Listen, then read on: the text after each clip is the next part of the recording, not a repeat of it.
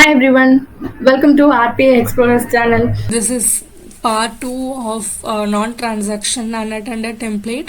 So in part 1 we have seen each and every activity in a detailed way of initialize activity, and in this video we are continue with the second activity, which is process.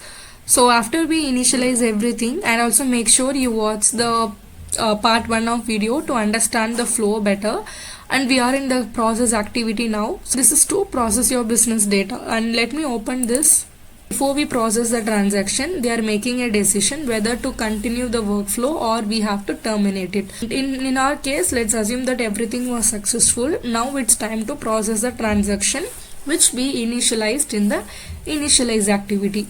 And they have a try catch, and in the output of the try catch they have this exception log error, which is same as in the previous activities. Basically your logic needs to be placed over here after the log process started.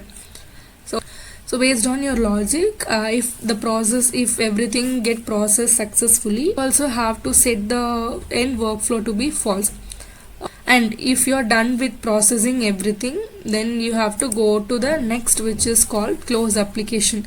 As you have completed processing everything in the process activity, it's time to close all the application you used in the previous activities. And here you have to close all the applications you are using, for example Excel or any other applications, Word, PDF or anything. So either you can go with this component called terminate. You have like terminate by name. For example, if you are working with Excel, you can just give the Excel name, and this name you have to get it from the task manager. So name, it will be terminating the process. The end of the template.